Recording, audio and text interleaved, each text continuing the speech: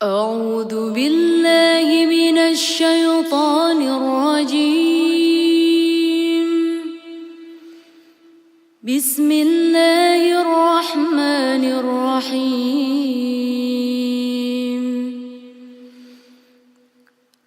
الحمد لله الذي أنزل على عبده الكتاب ولم يجعل له عوجا قيما لينذر بأسا شديدا من لدنه ويبشر المؤمنين. அஸ்ஸலாமு அலைக்கும் வரஹ்மத்துல்லாஹி வபரகாத்துஹு. இறைத்தூதர் முஹம்மது நபி ஸல்லல்லாஹு அலைஹி வஸல்லம் அவர்களின் வாழ்க்கையில் நடந்த அற்புதமான நிகழ்வு பற்றி குர்ஆன் மற்றும் ஹதீஸ் ஆதாரங்களுடன் விரிவான விளக்கத்துடன் இந்த வீடியோவில் நாம் பார்ப்போம். இறைத்தூதர் முஹம்மது நபி ஸல்லல்லாஹு அலைஹி வஸல்லம் அவர்களின் வாழ்க்கையில் நடந்த மிகப்பெரிய தெய்வீக அற்புதம் என்னவென்றால் இஸ்ரா மற்றும் மிஃப்ராஜ் நிகழ்வு ஆகும். இது ஒரு சாதாரண நிகழ்வு அல்ல, ஈமான், தொழுகை மற்றும் அல்லாஹ்வுடன் உள்ள உறவை ஆழமாக உணர்த்தும் ஒரு அதிசய பயணம் ஆகும். குர்ஆன் ஆதாரம்: சூரா அல் இஸ்ரா, அத்தியாயம் 17 வசனம் 1. தம்முடைய அடியாரை இரவில் மஸ்ஜிதுல் ஹராமிலிருந்து மஸ்ஜிதுல் அக்ஸா வரை அழைத்துச் சென்றவன் பரிசுத்தமானவன். குர்ஆனில் இந்த வசனம் இஸ்ரா, அதாவது பூமி பயணம் குறித்து தெளிவாக கூறப்பட்டுள்ளது. அவர் மறுமுறையும் இறங்கியதை அவர் கண்டார், சித்ரத்துல் முன்தஹா அருகில். இந்த நிகழ்வுகள் குர்ஆனில் கூறப்பட்டுள்ளது. குர்ஆன் ஆதாரம்: சூரா அன் நஜ்ம், அத்தியாயம் 53 வசனம் 13 இல் இருந்து 18 வரை. இந்த வசனங்கள் மிஃப்ராஜ், அதாவது வானுலக பயணம் பற்றிய சான்றுகளாக அறிஞர் பெருமக்கள் விளக்குகின்றனர். ஹதீஸ் ஆதாரங்களாக இந்த சம்பவம் மிக விரிவாக சஹீஹ் புகாரி வசனம் 7517 ஹதீஸ் நூலில் பதிவு செய்யப்பட்டுள்ளது. இறைத்தூதர் முஹம்மது நபி ஸல்லல்லாஹு அலைஹி வஸல்லம் அவர்கள் புராக் என்ற விசித்திர வாகனத்தில் வானுலகம் பயணம் மேற்கொண்டதாக சஹீஹ் புகாரி வசனம் 7517 ஹதீஸில் கூறப்பட்டுள்ளது. புராக் என்பது கழுதையை விட பெரியதும் குதிரையை விட சிறியதும். இது மனித அறிவை மீறும் வேகத்தில் பயணிக்கும் வாகனம். அல் அக்ஸாவில் நடந்த முக்கிய நிகழ்வு என்னவென்றால், அல் அக்ஸா பள்ளிவாசல் சென்ற பிறகு அனைத்து நபிமார்களுக்கும் இறைத்தூதர் முஹம்மது நபி ஸல்லல்லாஹு அலைஹி வஸல்லம் அவர்கள் இமாமாக இருந்து தொழுகை நடத்தினார்கள். இது இறைத்தூதர் முஹம்மது நபி ஸல்லல்லாஹு அலைஹி வஸல்லம் அவர்களின் முன்னணி தலைமைத்துவத்தை காட்டுகிறது. இறைத்தூதர் முஹம்மது நபி ஸல்லல்லாஹு அலைஹி வஸல்லம் அவர்களின் வானுலக பயணத்தின் போது 7 வானங்களில் நடந்த சந்திப்புகள் பற்றிய விபரங்கள் என்னவென்றால், ஒவ்வொரு வானத்திலும், அதாவது முதல் வானத்தில் ஆதம் அலைஹிஸ்ஸலாம் அவர்களையும், இரண்டாம் வானத்தில் ஈசா அலைஹிஸ்ஸலாம் மற்றும் யஹ்யா அலைஹிஸ்ஸலாம் அவர்களையும், மூன்றாம் வானத்தில் யூசுப் அலைஹிஸ்ஸலாம் அவர்களையும், நான்காம் வானத்தில் இத்ரீஸ் அலைஹிஸ்ஸலாம் அவர்களையும், ஐந்தாம் வானத்தில் ஹாரூன் அலைஹிஸ்ஸலாம் அவர்களையும், ஆறாம் வானத்தில் மூசா அலைஹிஸ்ஸலாம் அவர்களையும், ஏழாம் வானத்தில் இப்ராஹீம் அலைஹிஸ்ஸலாம் அவர்களையும் சந்தித்தார்கள், சலாம் சொன்னார்கள். இது நபிமார்களின் ஒற்றுமையையும் தொடர்ச்சியையும் உலகிற்கு காட்டுகிறது.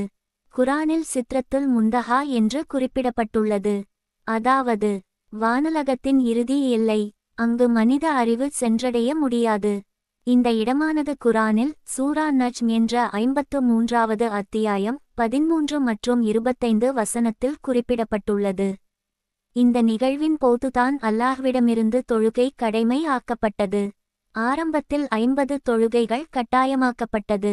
மூசா நபி அலைஹிஸ்ஸலாம் அவர்களின் ஆலோசனையால் இறைத்தூதர் முஹம்மது நபி ஸல்லல்லாஹு அலைஹி வஸல்லம் அவர்கள் மீண்டும் மீண்டும் அல்லாஹ்விடம் கேட்டதால் இறுதியில் 5 வேளை தொழுகையாக அல்லாஹ்வால் குறைக்கப்பட்டது.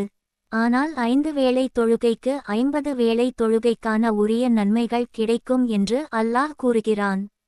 ஏன் இந்த நிகழ்வு நடந்தது என்றால், இந்த சம்பவம் நடந்தது ஒரு முக்கியமான நேரத்தில். இறைத்தூதர் முஹம்மது நபி ஸல்லல்லாஹு அலைஹி வஸல்லம் அவர்களின் அன்பு மனைவி அன்னை கதீஜா ரலியல்லாஹு அன்ஹா அவர்கள் மறைவு மற்றும் இறைத்தூதர் முஹம்மது நபி ஸல்லல்லாஹு அலைஹி வஸல்லம் அவர்களின் பாட்டனார் அபூ தாலிப் அவர்கள் மறைவு போன்ற துயரமான சம்பவம் நடந்தது. இந்த வருடம் ஆமுல் ஹுஸ்ன், அதாவது துக்கமான ஆண்டு என்று அழைக்கப்படுகிறது. இந்த துயரத்திற்கு பிறகு அல்லாஹ் இறைத்தூதர் முஹம்மது நபி ஸல்லல்லாஹு அலைஹி வஸல்லம் அவர்களுக்கு அற்புத அனுபவத்தை அளித்தான். இதிலிருந்து நாம் விளங்க வேண்டிய ஆழமான பாடங்கள் என்னவென்றால், ஒன்று, தொழுகை என்பது அல்லாஹ்வுடன் நேரடி தொடர்பு ஆகும். மிஃப்ராஜ் வானில் நடந்தது, அதைப்போல் தொழுகை பூமியில் நமக்கு கிடைத்த மிஃப்ராஜ் ஆகும்.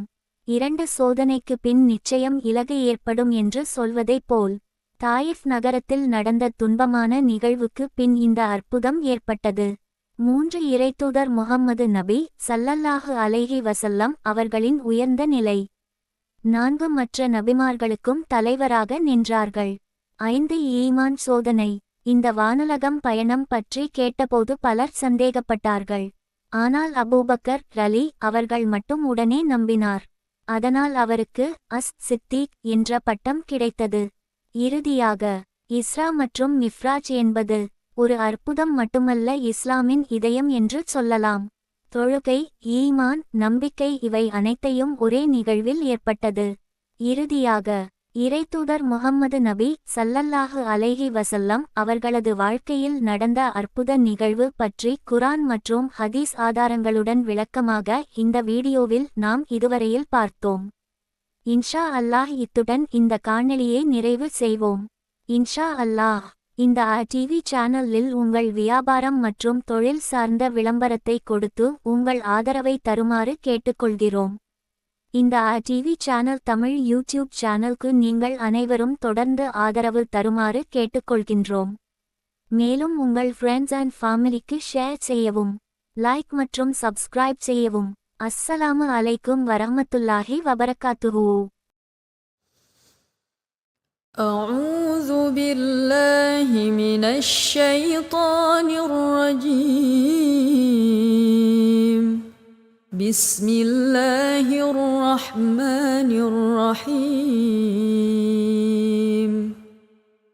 عَمَّ يتساءلون